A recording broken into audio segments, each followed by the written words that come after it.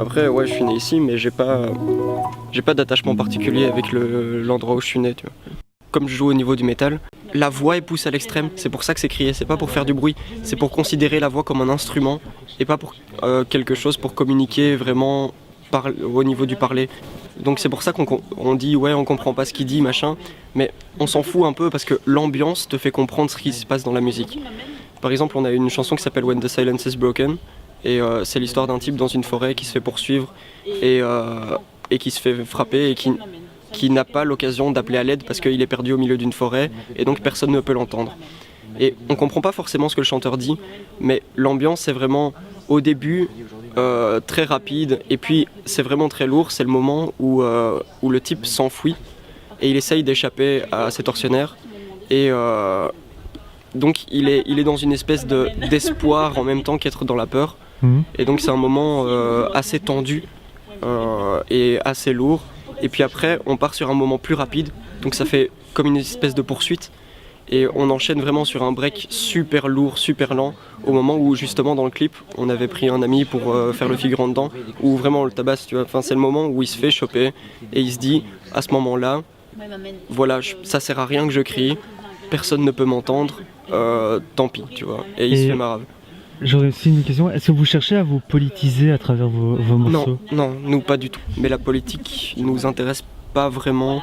On n'a pas de message à passer dans ce sens-là. Et nous, tout ce qu'on veut mettre, c'est mettre l'ambiance. On n'a pas vraiment de message dans une musique. C'est des histoires, c'est des rêves, des choses qu'on a retranscrites, auxquelles on a pensé. C'est pas genre il faudrait que tu fasses ça ou un espèce de prosélytisme bizarre, tu vois. C'est vraiment on veut faire passer aux gens un bon moment. Moi personnellement, je suis un type relativement violent. Je faisais des sports de combat beaucoup et depuis que j'ai arrêté, les concerts ça me permet de me lâcher parce qu'il y a toujours les zones, les mosh pits où tu peux vraiment te lâcher complètement et faire tout ce que tu veux et je me suis déjà fait casser le nez, je me suis fait les côtes, c'est un peu le risque du métier on va dire, mais c'est juste un moment où tu t'oublies tout et tu laisses tout sortir quoi. Et la violence a aussi un point à jouer là-dedans. Et c'est ça qui est bien dans le métal, je trouve. Parce que c'est un peu cathartique en fait. Comme au niveau des Grecs anciens. Ils faisaient du théâtre. C'est ça la catharsis. Donc au niveau du théâtre, ils faisaient des scènes violentes, des scènes de guerre, pour que les gens, en le voyant, puissent se libérer et imaginer ces choses-là sans les faire de leur côté. Et est-ce que tu penses que... Enfin, je me projette dans le futur, mais est-ce que quand tu auras 50 ans, est-ce que tu ne seras pas fatigué d'être dans dans ce mouvement, dans cette violence, je prends le mot violence avec des pincettes, mais est-ce que tu ne seras pas à bout de souffle ou... À bout de souffle, je pense pas, mais... Est-ce que tu auras toujours cette énergie qui t'anime, enfin aujourd'hui tu as quoi, 21 ans donc, Ouais, 21 ans, ouais. Mais je crois que ça dépend de l'évolution du style. Parce que, par exemple, le très vieux métal, la New Wave of British Heavy Metal, la base, Iron Maiden, ce genre de choses, c'est des choses que j'apprécie pas écouter, tu vois. Alors que c'est la base du métal. Mais les sonorités sont agressives, mais ça reste de l'ambiance, machin, c'est chanté très très haut, très très aigu, mais c'est pas crié. Moi j'ai besoin vraiment de cet élan de violence, de tout pousser à l'extrême. Et c'est pour ça que je me suis penché vers vraiment les branches les plus extrêmes du métal. Maintenant, il y a beaucoup de choses qui changent. Maintenant il y a le gent, il y a des choses beaucoup plus techniques qui sont un peu à la mode. Ça dépend complètement de comment le style change, parce que j'aime pas le métal d'avant, j'aime pas trop le métal de maintenant, je suis un peu entre les deux, donc à voir comment le style va évoluer. Mais je pense qu'il y a toujours des gens, nous quand on va en concert parfois, il y a des types qui sont là qui ont 50, 60 ans, on en a déjà vu d'une cinquantaine d'années en chaise roulante, qui viennent quand même à nos concerts et qui s'enjaillent bien, tu vois. Donc moi personnellement j'ai commencé à écouter du métal quand j'avais 6-7 ans. J'ai baigné là-dedans même si ma famille était vraiment pas d'accord au niveau du message que ça véhicule, au niveau de la violence, ça parle beaucoup dans les styles que j'écoute, ça parle beaucoup de viol, de choses fort viscérales, fort gore. Donc mes parents étaient pas trop pour. J'ai eu un style un peu gothique, mes parents étaient pas trop pour non plus. Après j'ai commencé à me percer, à me tatouer, mes parents étaient pas d'accord non plus, mais c'était pas une question de révolution ou quoi que ce soit. J'ai toujours accepté ce qu'il me disait.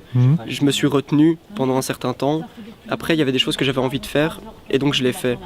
Et je pense que c'est pour ça que c'est une musique de niche, du fait que quand tu écoutes du métal, c'est que tu as vraiment envie d'écouter du métal parce que tu apprécies ça et que tu as besoin de te lâcher dans ce genre d'ambiance. Donc moi, j'écoute ça depuis tellement longtemps, je pense pas que j'écouterai autre chose. J'écoute de tout.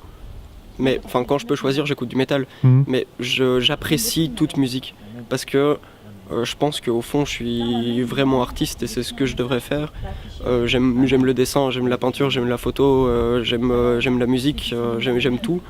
Et j'aime toutes les sortes de musique. Il y avait le rap français avec lequel j'avais beaucoup de mal. Maintenant, je commence à apprécier un petit peu. Je découvre des artistes qui sont beaucoup plus travaillés, genre Hippocamphou par exemple. C'est un type qui travaille à mort ses textes et qui est hyper rapide, hyper technique. Mais de nouveau, c'est très recherché au niveau de l'écriture et très technique au niveau de l'exécution. Et c'est ce genre de choses que j'aime.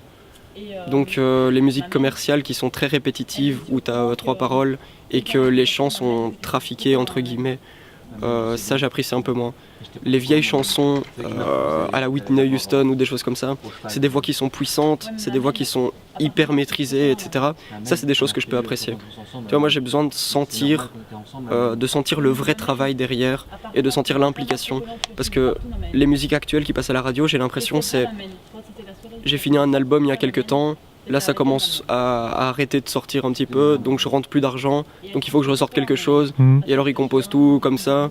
Il y a des gens qui sont des compositeurs qui vont travailler pour un artiste, il y a des gens qui vont jouer avec un artiste et qui vont faire les trucs, et alors quand tu vas en concert, tu mets Rihanna, tu vois. Alors que le travail derrière, je suis sûr et certain, elle a peut-être écrit les paroles, mais tout le reste derrière c'est pas elle, tu vois. Et ça, je trouve ça pas correct. C'est comme Marilyn Manson. Marilyn Manson, c'est un pseudo pour Marilyn Manson. Ça reste dans le métal et je trouve ça dommage. Marilyn Manson, c'est une personne. C'est pas du tout ça son nom, c'est Brian, je sais plus comment, mais bon, soit. C'est son pseudonyme. C'est un journaliste à la base. Si du coup, le groupe s'appelle Marilyn Manson. Et ça, je trouve ça pas correct. Pour les 2 guitaristes qui sont avec, pour le bassiste qui est avec et pour le batteur qui est avec, dont on parle pas nos morceaux. Oui. Et quand tu es sur scène, qu'est-ce qui te rend heureux? J'imagine que, enfin, je l'espère pour toi, tu prends du plaisir sur scène. Oui. Est-ce que c'est le morceau que tu joues qui te rend heureux, le fait de... Non. C'est un pro ou alors le retour du public? Ouais, c'est clairement ça. Nous, on essaye de bouger un maximum pour que le public se sente bien. Donc on essaye de faire le show, machin, de bouger un peu dans tous les sens, etc. Mais quand on joue et qu'il y a 10 personnes dans la pièce, ça c'est pas grave.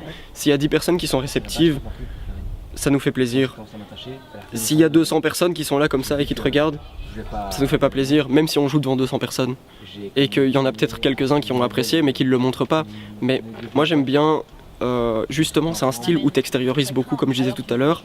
Mais justement, moi je me sens bien quand les gens extériorisent sur mes morceaux, tu vois.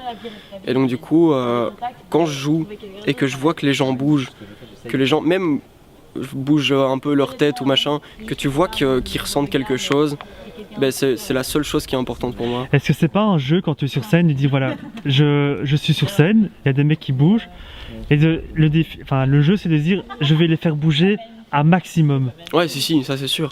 Et justement, les moments où les beatdowns arrivent, les moments où la violence arrive, c'est des moments où souvent la basse est relativement seule, nous on joue très peu de choses, la batterie est très très lente, très très lourde, le chanteur ne fait rien, entre guillemets, donc du coup on essaye de chauffer les gens, ça m'arrive très souvent de descendre de scène, d'aller pousser quelques personnes, d'essayer d'espacer, d'essayer de mettre du mouvement. Et je pense que ouais, le mouvement c'est le plus important et on bouge dans tous les sens, on essaye de montrer aux gens, ça va être maintenant que ça se passe, tu vois. Donc du coup quand tu as des rythmiques qui sont frappées très lentes au niveau de la batterie, on frappe sur nos guitares ou on se lance, on bouge dans tous les sens et donc ouais, clairement c'est le fait de bouger les gens qui est le plus important. Donc c'est une question de jeu, ouais. Dès qu'on a un beatdown, on essaye de motiver les gens. On les bouge même nous-mêmes s'il faut et on essaye de bouger un max de personnes pour qu'ils comprennent l'intérêt du morceau en fait. Parce que l'intérêt du morceau c'est vraiment ça, c'est de pouvoir se libérer et de bouger dans tous les sens. Donc c'est vraiment le plus important. Eh bien. Je n'ai plus d'autres questions. Je te remercie On a déjà pour ta parlé plein, sincérité. Bah, avec plaisir. Et voilà, bah, je te souhaite une bonne continuation. Merci Continue à t'amuser. Ça te va très bien. Merci. Et donc voilà, bah, je te souhaite bon vent, c'est ce que je peux te souhaiter. Merci. Là, je vais remplir mon verre parce que voilà. Allez, santé Xavier. Santé. Salut.